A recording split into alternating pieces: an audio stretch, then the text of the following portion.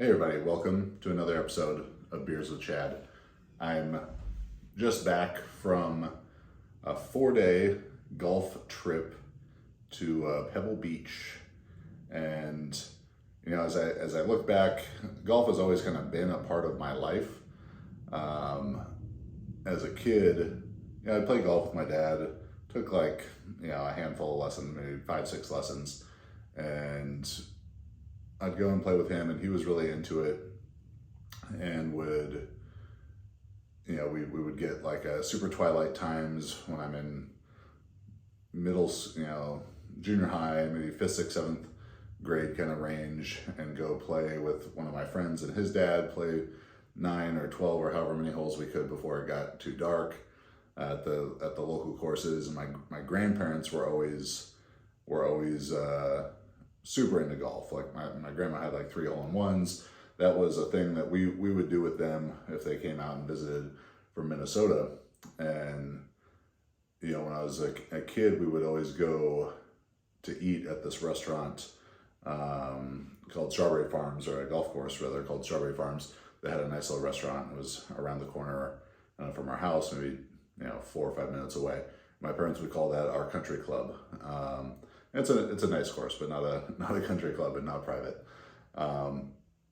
But golf had always kind of been a part of my life because of that. And then, we talked about, my older brothers and I talked about wanting to do a Pebble Beach trip with my dad. But, between the financial aspect of it, in the time that we were going to do it, I wouldn't have been able to really contribute to that very much. So from the financial aspect of it, and then my brother's busy work schedule and their kids and stuff, and then as my dad got more and more sick, and he passed away in 2022, that was something that never really worked out. So getting to be up there and play golf and everything these last couple of days, it's definitely a time that I get to think about him a lot and reflect on him.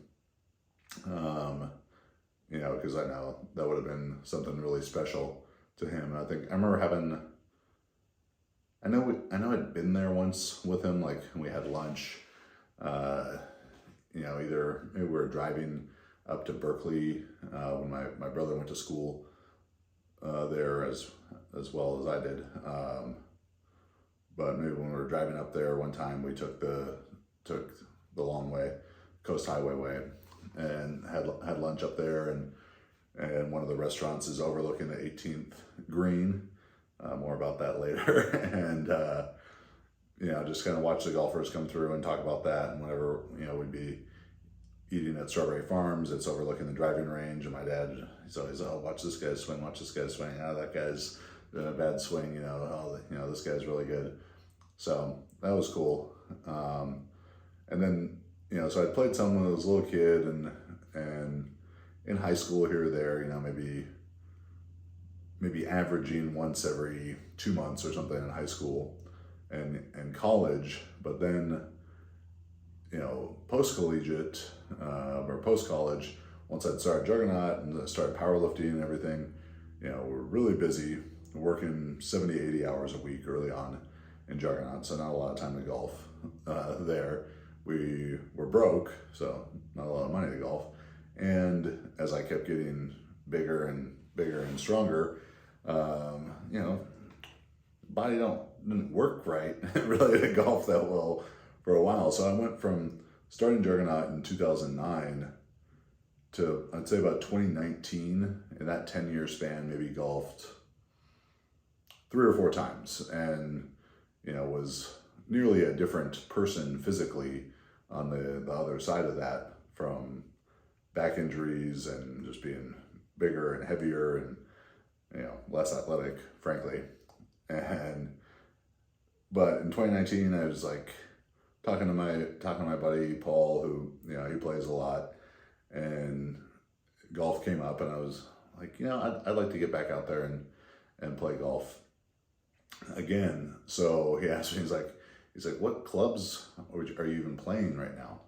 And I'd never had real golf clubs, and since I never bought a set of golf clubs or had a new set of golf clubs given to me, I was always playing my dad's hand-me-downs. And even playing in high school, or college with my dad's hand-me-downs. Mind you, in high school and college, I was somewhere between, depending on what part of high school, let's call it from junior year of high school on to through college, I was somewhere between 250 and 295 pounds. I was extremely explosive, like two-hand dunking a medicine ball type of explosive. And it would have never crossed my mind of like, well, swing speed and the shaft stiffness, and all that kind of stuff.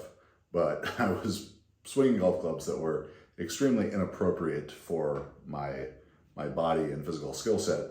So I showed Paul the set of clubs that I had, and it was my dad's hand-me-downs that were something Fire Sticks. I can't even remember the brand, but we're old enough that when we tried Googling them, information was very limited. And he pretty much looks at them and looks at me and he's like, one swing, these things are going to turn to dust, And so I figured, all right, if I'm going to go play and get back into it, doing a little bit better in a career at that point. So I go and buy myself a new set of clubs. And since then, middle of 2019, I've started playing a lot more, taking lessons. Marissa got me lessons for Christmas, joined a country club, all kind of stuff. And now, we're going on 4-day golf trips to Pebble Beach. So I really, really enjoy it. It's, it's such a unique and endless challenge, where powerlifting and strongman is extremely challenging and physically demanding.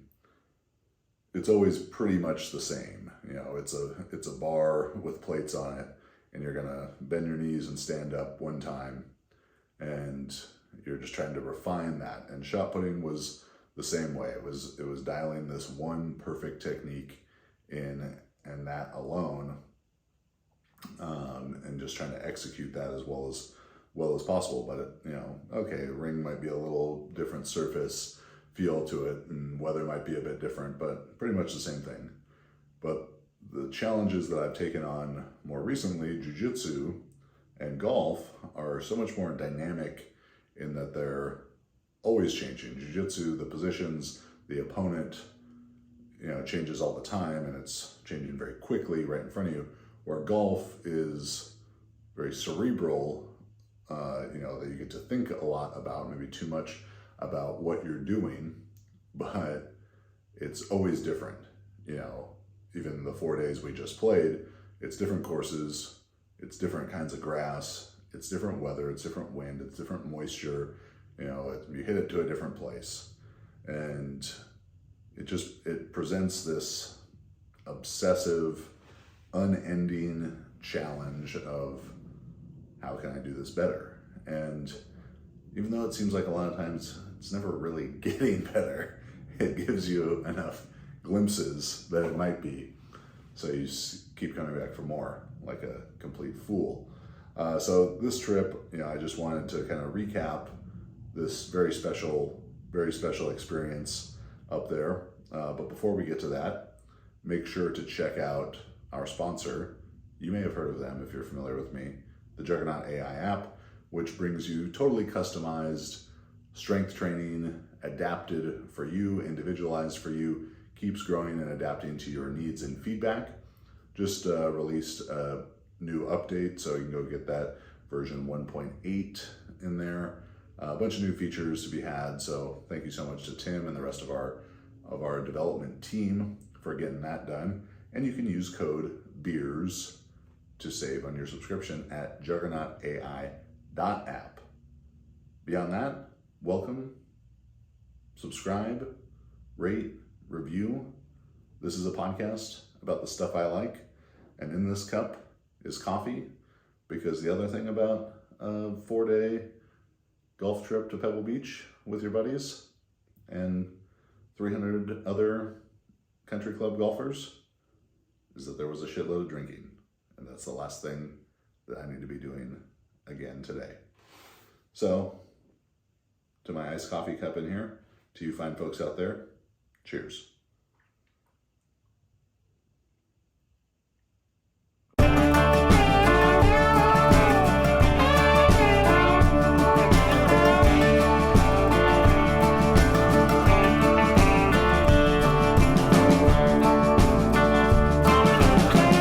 Welcome to Beers with Chad. So Tuesday morning, me, my buddy Sal, is an attorney, works with my best friend Paul, also an attorney. We're the three of us are playing on a team in this Cobra Puma Pro-Am, playing on a team with our club pro from Mesa Verde, Mike Fergan. So Sal and I fly up on Tuesday morning, and Sal had played there several times. You know, each course maybe 3 to 6 times of the 3 that we're playing. And it was new to me. I had stayed there, Marissa and I stayed there for maybe 2 nights at Spanish Bay last year, and I played a little par 3 course they have called the Hay. And I'd had lunch at Pebble a couple times. Marissa and I had driven up when we were staying at Big Sur before. We'd stayed in an Airbnb off 17 Mile back in like 2016 or 17 over Valentine's Day weekend. And I didn't realize at the time, because I wasn't really following golf or playing, that weekend that we were there, because we had done a lifting seminar up in Santa Cruz and drove down to Pebble Beach, that it was Pebble Beach Pro-Am weekend. So the place was packed. Though we did get extremely lucky. You know, I was like, well, we're here. We got to just go down there, try and go down there for dinner. And about a 2.5 hour wait at a restaurant there called The Bench, but it has some first come, first served seating area around these fire pits. And after we were standing there for about 2 minutes, 2 people stood up. We kind of looked at each other like, this can't be such miraculous timing, but we had a beautiful evening and dinner there. But this is going to be my first golf experience. So I'm telling Sal, I was like, the only thing I want out of this weekend, you know, besides having fun with my buddies and all that, is even if I play shitty, which there's always a strong possibility of that. I'm a 12.2 index going into this trip, maybe a little bit higher coming out of it. But I tell Sal, all I want is a moment of greatness on an iconic Pebble Beach hole. Is that too much to ask? You know, whether that's the kind of most famous stretch there is 6, 7, and 8, and number 18. Those are the ones you see on highlights and just famous golf moments. Number 7, real short downhill par 3 out onto a little peninsula, and the Pacific Ocean in the background. You can hear Jim Nance's voice in your ear as you line up. And all I wanted was just a moment at one of those. So we're staying at Spanish Bay, which is part of Pebble Beach Resort's properties. It's, you know, Google images it because it's an incredible place. So you're on the Monterey Peninsula, and the 17-mile drive is a road, 17 miles long, I believe, that is through like redwood and cypress forests onto these rocky, you know, very just dramatic coastline of Central California. And yeah, I've lived in Southern California basically my whole life, and we have great beaches here. But as you drive north along the coast in California, you go through these places like Big Sur, Carmel, Monterey, Santa Cruz, that it's rocks and, you know, rock formations out in the water and these cliffs, and it's just extremely dramatic looking, and it's so interesting, these windswept cypress trees, and it's really gorgeous. You know, so that first night we're sitting there, dusk, sun setting over the water. There's a bagpiper that comes and plays at Spanish Bay, which is this rolling hills links style course, and you feel like you're in, you know, Scotland or Ireland, and, you know, out there drinking Basil Hayden's while this is happening. And you know, it was very easy to say at that moment, life is good, and it is good, and that was a great moment and something that I was will cherish. So the first day we're playing at Spanish Bay, and it's a cold, rainy morning. That's the one thing about that area. As beautiful as it is, I guess it would be unfair if they had the most beautiful scenery and the best weather to go along with it. But middle of February, not uncommon that it's going to be rainy up there, fairly cold, windy, but it all adds to the drama. So it's this kind of drizzly morning, and we're out on the putting green, chipping green, and the Spanish Bay doesn't have a driving range. We could have taken a shuttle to one of the other courses and used their driving range to warm up, but Paul, Sal, and I did not. We enjoyed our breakfast and then got out for some warm up before getting this first round started. And the guy we're playing with, Mike Fergan, great golfer, professional golfer, PGA pro, teaching pro at Mesa Verde. He's played in tour events and really, really excellent golfer. And golf is his job, and he takes that job seriously, and I understand and respect that. But he was a little rattled when he found out that we were not, that we had not warmed up that day.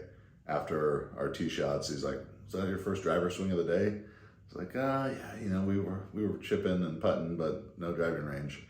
And he just looks, he's like, "You're fucking killing me," because it is a tournament, competitive tournament that we're playing in. But mind you, I was in the fairway and Mike was in the bunker off the first tee, so who's killing who in that situation? As we're waiting to tee off on this first hole at Spanish Bay, we get our caddy for the day.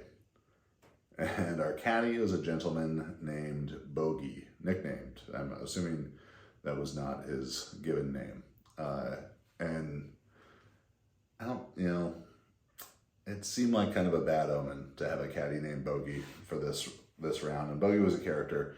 Bogey definitely was ordered at least one screwdriver when we were on the course.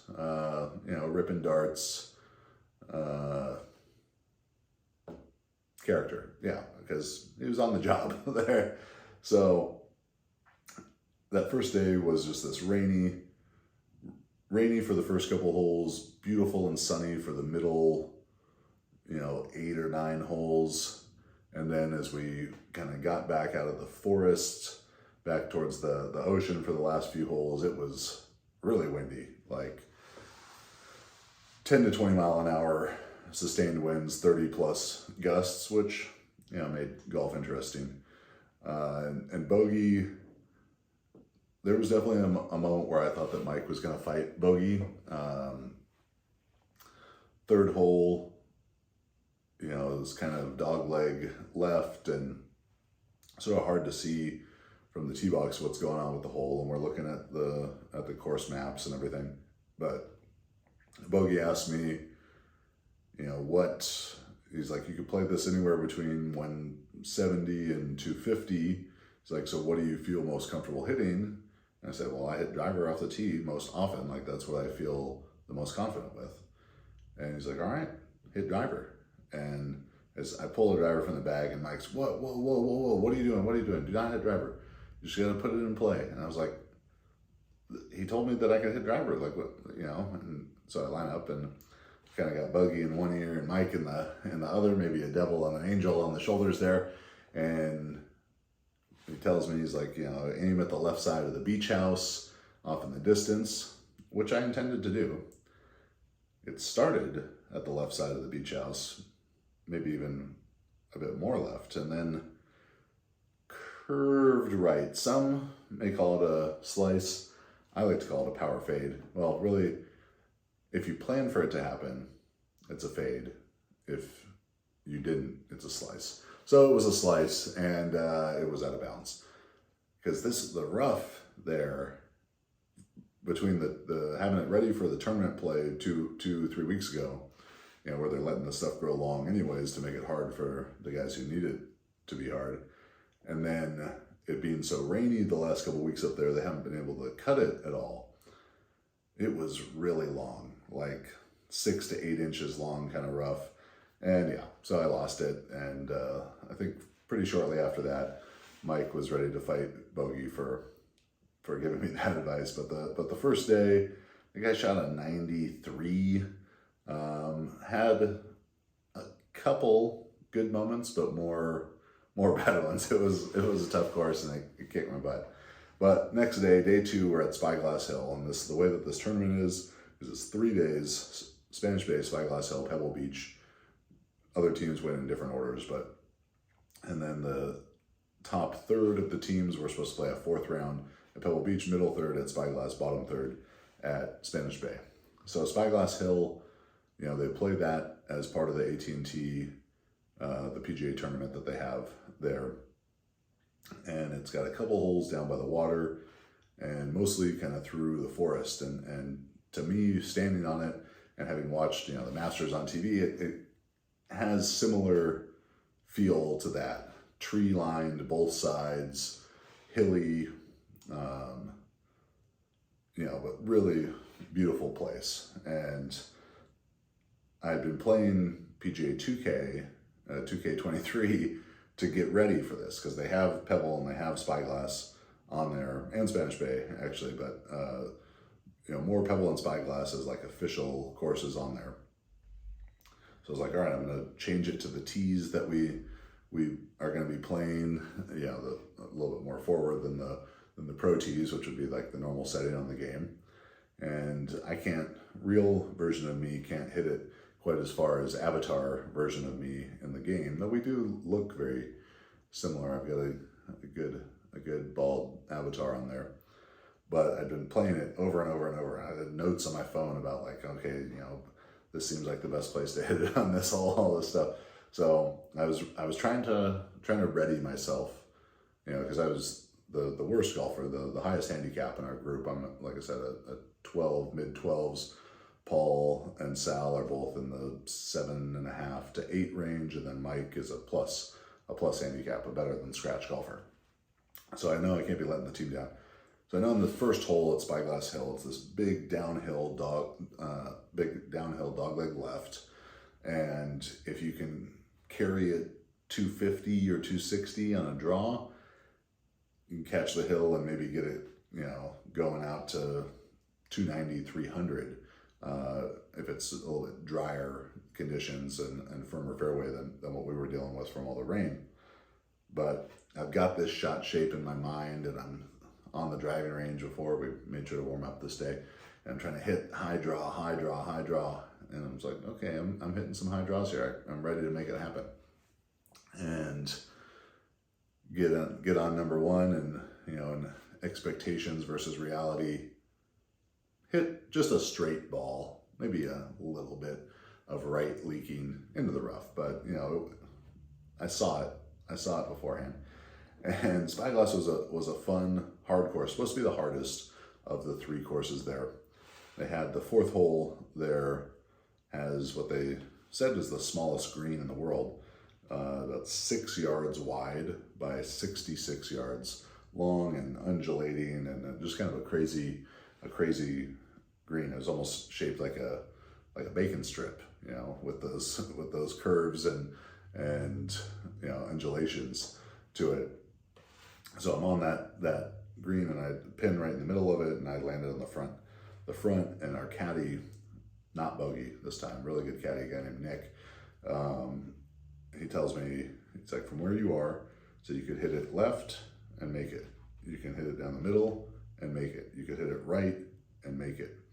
So I'm looking at this like 50-foot birdie putt, and we talk about the strategy, because if you go kind of past the midline of this hole where the green was, maybe 4 or 5 feet past where the hole was on this green, it's gonna roll 20 yards farther. So, a bit of a touchy, scary putt. So we decide on the strategy, and I hit it left. And for this 50-foot putt, he's like, maybe you need to actually hit it like it's about 9 feet. So less than 20% of the way. So I hit this little soft putt up a little hill, way left of the hole. And it comes down the hill over to the right of the green, and up another berm and down back towards the middle of the green. And it's like, oh my God, it's about to go in. This is about to go in. It's going to be the craziest putt ever. And ended up missing the birdie putt, about that far off the edge, but made the par. So, just a crazy setup course and really tough. And if we didn't have a caddy, I for one would have been screwed. But that putt, I'm feeling confident. I'd made had a birdie putt lip out on the hole before as well. I was like, all right, here we go. Get to number 6, all uphill par 4, great drive, great approach shot. Your boy drains the birdie putt, maybe like 6-footer for birdie, puts it in. Only guy make birdie on the hole. Mike made a par. I think the other guys were bogeys. And I'm thinking, all right, here we go. This is your day, Chad. You're about to have the best round of your life at Spyglass Hill, the hardest course around at Pebble Beach. Then the next hole, par 5, feeling it, surging with confidence. Cold top it off the tee, make an 8. Hurts. Couple holes go by, kind of get back on track. All right, playing a little bit better, playing a bit better. Number 11, birdie. You're back on track, back to the best round of your life. Next hole, hit it in the water. Make a triple. So that was a bit of a theme of the week, is I would do something good and then disaster would strike, which I'm not quite sure how to sort that out, but I'm working on it.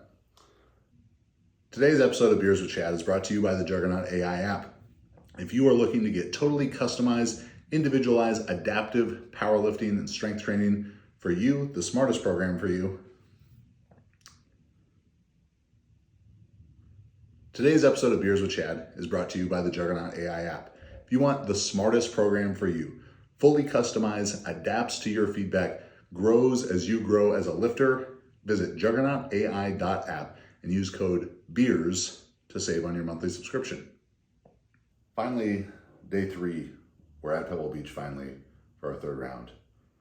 Standing on the first tee on one of the most famous courses in the world. I've got my group, our caddy, another caddy for this day. Another group from our club is behind us, so they're waiting there for us to tee off. Staff from the tournament is there on the first tee. Other golfers, it's kind of in the middle of the main Pebble Beach area. There are people around. Feeling a lot of nervousness, but hit a great drive. I was like, all right, maybe this is your day. And hit it close, almost make a birdie, but all I'm wanting on this day at Pebble Beach is my moment. One moment, like I told Sal, getting off the plane at one of these iconic holes, and those are 6, 7, 8, and 18, I'd say the most famous ones there. So I'm playing well at the start, par to start. 2 very good looks at birdie. The thoughts begin to enter my mind again. This, not yesterday at Spyglass, where you made birdies and then fucked it up, but today at Pebble Beach, when your team needs you the most. Buddy Paul was sick. Unfortunately, he got the flu on the trip, so he was playing, very under the weather that day at Pebble Beach. Sal wasn't starting off too hot, so with my par start, it's like, all right, it's you and Mike. Put the team on your back. This is the time. And we get to number 6, and I'm feeling confident because I'm playing well so far. And I hit a great drive. And then I hit the second ball into the ocean. Then we get to number 7, the most famous hole in all of golf. And I watch Sal hit the green. And I watch Paul hit the green. And I see Mike hit the green. And then I put it in the bunker left. But I don't mind the sand. Marissa thinks that's where I do my best work. She's like, that's those tricky ones out of the sand. You're good at those. I always appreciate the votes of confidence from her. But I have those words from Marissa in my mind as I see my 3 friends on the green. I'm lonely in the sand. But I think, hey,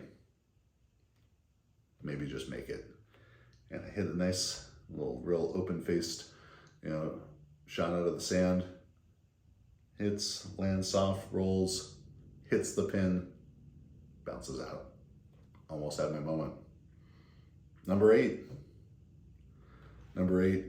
So we've got the ocean along our right, this whole part. Number 8, you're hitting the tee shot essentially onto one cliff area, and then a bunch of space in between, a bunch of cliffs. Falling off a cliff. If you saw Jordan Spieth a couple of years ago, almost at the edge of that cliff, hitting one of his shots. I hit a solid tee shot, hit an approach right to the front of the green. Here we go. Have a very long, but crazier things have happened, birdie putt. 3-putt, of course. The round goes on, hit some good shots, hit some bad shots, as golf for amateur golfers goes. Number 17, another very famous hole, little par 3, going out to the water. Key, clutch moments of the tournament are going to be happening at that point in the round. I'm the only one who hits the green that time, but missed the birdie putt, but make a par, so it's fine. And now we're at number 18. I know this is my last chance to have my moment at Pebble Beach.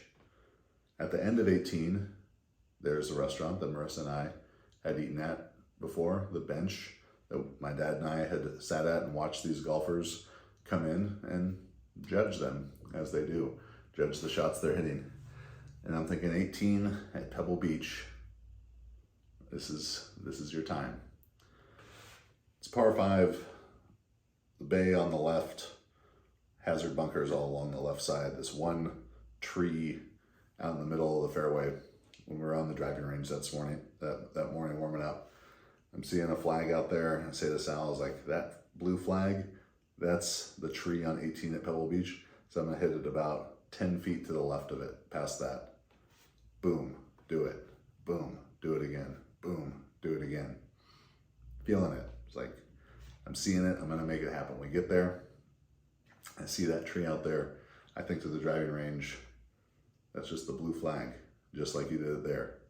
And pumps it down the fairway about 10 feet to the left of that tree and about 25 yards past it. The best drive that I'd hit the whole day. This is it. You're having your moment. I'm walking down the fairway, brimming with confidence, excitement. I then proceeded to top a 6-iron with the layup shot, trying to play it smart. And then I proceeded to top that 6-iron once again, and then chunked a chip and ended up making a 7. The people sitting at that restaurant on the patio, watching the golfers come in all day, judging them, because what else would you be doing? They wouldn't have been able to see that tee shot. That would be too far away. But what they could see were all those chunk 6-irons, all those top 6-irons and chunk pitch and chip shots, and shame and anguish on my face. I thought about diving headfirst into Monterey Bay, possibly wishing that the rocks below did what they do. Maybe, there's a lot of great white sharks up there. That's how I was feeling at that moment. So it really makes me think sometimes, what's wrong with me? Why do I hit these great shots and then crumble after that? I've competed in a ton of stuff, national and international level in track, international level for powerlifting, professional strongman, made the podium at world level competitions for jiu-jitsu. But this little white ball and this little stick that you hit it with, sometimes I feel like it just crumples my mind. I'm not standing over the ball feeling that nervous, but things must be getting a little bit tight. So we end up not making Pebble Beach for the last round, which we looked like there was 50 teams in the tournament. So we need to be in the top third, which would be 16 or 17. And it appeared that we were tied for 17th, but we did not make it, though there was some confusion and a little bit of lack of clarity on that. So we play Spyglass again. We're thinking the whole day it's going to pour rain. It looks like it was going to be raining from 6 a.m. on that day. Paul's out with the flu. We're kind of just waiting for this torrential downpour, which ends up not coming until 18. And I play, for sure, my best round of the week. Shot at 88 there at Spyglass. Made one birdie in the last round. Got vengeance on my two worst holes from the Spyglass round earlier in the week. The hole that I made an 8 on after the birdie, I made a birdie on. And then there was another par 5 later on after I made my second birdie of the Thursday round that I made a 9 on. I hit it in the water twice into a lake, a lake out the green side. And I had about a 6-footer for birdie on that hole, missed it, but ended up making a par. So I felt vindicated. I once again felt like you, Chad Wesley Smith, are right there to becoming a good golfer. Good in the relative sense, not like a good professional golfer, but like a guy who, when you're going to golf and your friends ask, hey, how's this guy? Is he a good player? You'd be like, oh yeah, he's good. That's all I want out of golf. I know I'm not going to be great at it, but played pretty good. Five legitimate birdie looks yesterday in yesterday's round. Was pumping driver all day, hitting draws on command, high draw, low draw, hitting fades. That's not a slice, but they're on purpose. Shaping my shots, only hit one bad drive all day. That was on number 17. That was really because I had to pee so bad, and there's all these beautiful houses there, and I didn't want to pee in some $10 million mansion's front yard. So I was kind of like doing the piss my pants dance, stand on the 17th tee box and just hit a terrible shot, and then snuck off in the woods, relieved myself, and on 18 was back to hitting fantastic driver as the rain really started to come down on 18. But that was my trip. I apologize for the shot-by-shot recap of it, but golf is such an interesting, character-revealing, mental strength, mental fortitude, creating, destroying, revealing game. And I really enjoy it, and really enjoyed this time with my friends. If you get the opportunity to go up there, obviously go there, do it. Even if you don't play golf, just go up there and go on hikes and look at it because it's beautiful. If you don't have that opportunity, go and do stuff that you love with the people that you love, because that's always going to be a good way to do things. So this was Beers with Chad. Next week, I'll be back, going to talk. We got some interviews coming up, UFC, some different MMA fighters, all kind of stuff. So thanks for listening. Thanks for watching. Please subscribe, rate, and review. And we'll see you next time. Cheers.